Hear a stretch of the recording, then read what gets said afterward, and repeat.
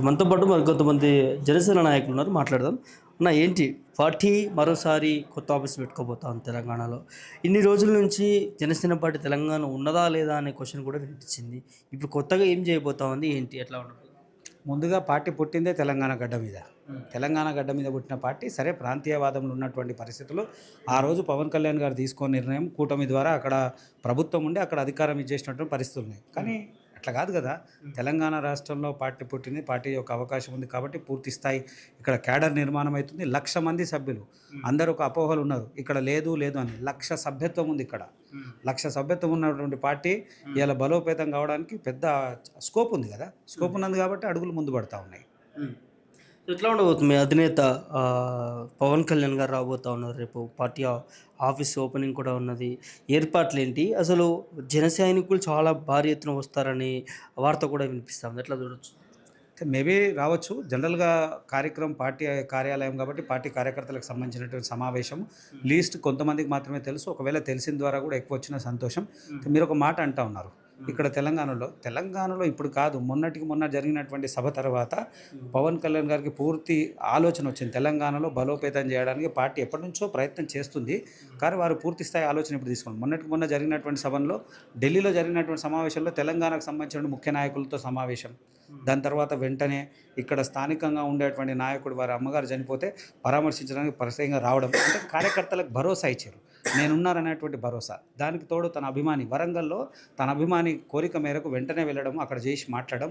ఇంకొకటి మాట్లాడితే కూడా ఎంత హాస్యాస్పదం అంటే అక్కడ ఉన్న నాని, ఆ నాని ఏం నాని ఏమో తెలియదు. ఎవరైనా అభిమానంతో పిలిస్తే వెళ్ళి పలకరీయడము, ఆప్యాయంగా మాట్లాడడం కూడా తప్పేనా? ఒక డిప్యూటీ ముఖ్యమంత్రి అంటే ఎవరి దగ్గరికి వెళ్ళొద్దా? సామాన్యుడిని కలవద్దా? అంటే సామాన్యుడిని కలిస్తే ఇదా? అంటే కలిసినా తప్ప. అంటే అలాంటి వ్యక్తులు ఉన్నటువంటి టైంలో సమాజంలో తనకంటూ మార్పు కోసం ఒక అడుగు ముందేస్తున్నటువంటి ప్రయత్నంలో అక్కడ సక్సెస్ అయ్యారు. తెలంగాణలో కూడా చేయాలనేటువంటి ఆలోచనతో జరుగుతూ ఉంది. విడతల వారీగా అనేకమైనటువంటి కార్యక్రమాలు చేస్తూ 1,00,000 మంది సభ్యులతో రేపు జరగబోయేటువంటి ఎన్నికల్లో పూర్తి స్థాయి సామ్రాజ్యం చూపించి అవకాశం ఉంటే అధికారం వైపు అడుగులు వేయడానికి సిద్ధంగా ఉన్నది తెలంగాణలో. ఎప్పుడూ లేని విధంగా పవన్ కళ్యాణ్ తెలంగాణకి రావడం, ప్రెస్ మీట్ పెట్టడం, తెలంగాణ మీద ఎవడబ్బ జాగిరని మాట్లాడడం. అంటే గతంలో ఎన్నడూ కూడా తెలంగాణలో ప్రెస్ మీట్ పెట్టి ఇంత పెద్ద ఎత్తున పవన్ కళ్యాణ్ మాట్లాడినటువంటి దాఖలాలు కనిపించలేదు. సుమారు తెలంగాణ రాష్ట్రం ఏర్పడి 12 సంవత్సరాల తర్వాత అది ఏదో ఇష్యూ, ప్రొఫెసర్ నాగేశ్వరరావుకి సంబంధించిన ఇష్యూ మీద. అంటే ఆ నేపథ్యంలోనే ఇప్పుడు తెలంగాణ మీద రావాలనే దృష్టి మరలించుకున్నారా, లేకపోతే తెలంగాణ ప్రజల మీద ప్రేమతోనే వస్తుందా ఈ పార్టీ అనేది? దీనికి మీద ఏం క్లారిటీ? మీరు అడిగిన 3 అంశాల్లో ఒకటైతే క్లియర్. నాగేశ్వరరావు అన్నారు. నాగేశ్వరరావు ఎక్కడైనా తెలంగాణ ఉద్యమంలో పాల్గొన్నాడా? సకల జిల్లా సమ్మెలు ఉన్నాడా? లేదా తెలంగాణ కోసం ఆత్మ బలిదానం చేసుకున్న ఎవరైనా అమరవీరులకు కానీ ఒక్కసారి నివాళులు అర్పించిండా? తెలంగాణ ఉద్యమంలో ఎక్కడున్నాడు? అప్పుడు ఎక్కడ కనబడ్డాడు? ఎక్కడ కనబడలేదు. అంటే ఆ రోజుల్లో లేడు కదా ఆయన. తెలంగాణ ఉద్యమంలో నీళ్లు, నియామకాలు, నిధుల కోసం ఆ రోజు తెలంగాణ ఉద్యమం కోసం అనేక మంది బలిదానమైన అందులో మేము కూడా సాక్ష్యం కదా. తెలంగాణ ఉద్యమంలో మేము లేమా? తెలంగాణలో మేము చేయలేదా? తెలంగాణ మేము కోల్పోలేదా? 14 సంవత్సరాల పోరాటంలో మేము కూడా విలువైనటువంటి సమయాన్ని కోల్పోయి తెలంగాణ సాధించుకున్నాం. 9.5 సంవత్సరాల బీఆర్ఎస్ ప్రభుత్వం వచ్చి బంగారు తెలంగాణది ఏం కాలే, వాళ్ళ ఇంటి బంగారం అయింది తప్ప ఇంకెవడు కాలే. మార్పు అని కాంగ్రెస్ వచ్చింది. కాంగ్రెస్ వల్ల 7 వరకు సాధ్యమైంది.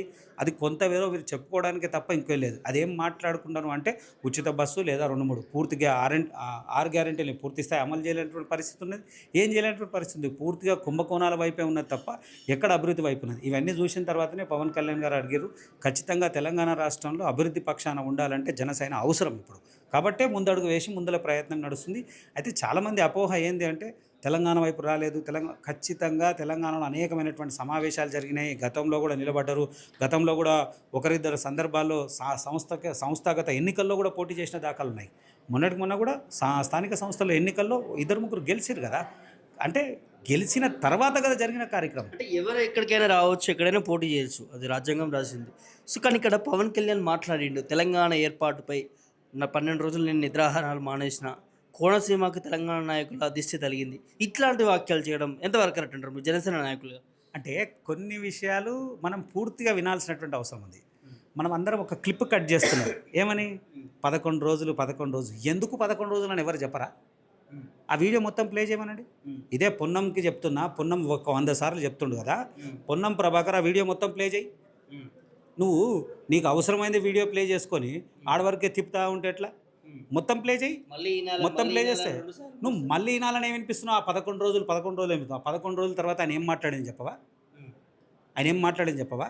ఆయన ఏమన్నది చెప్పవా?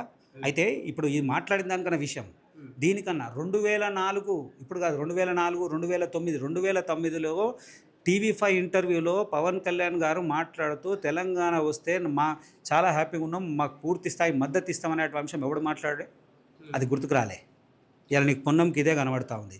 మేము అనేక సందర్భాలు చెప్తున్నాం. ఇవాళ తెలంగాణ ఉద్యమంలో గతంలో మంత్రులుగా చేసిన ఇప్పుడు మంత్రులుగా చేసిన వాళ్ళు మీరందరూ తెలంగాణకు వ్యతిరేకం ఉన్న వ్యక్తులు కాదా?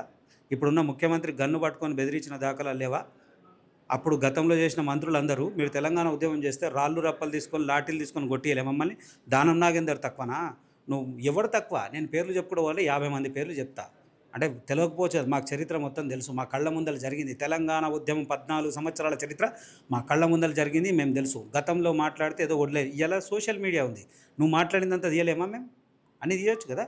అయితే సందర్భాన్ని బట్టి మాట్లాడే అంశం నువ్వు మాట్లాడిన 2 ముక్కలే చెప్తున్నావు, మిగతా ఏం చెప్తలేవే.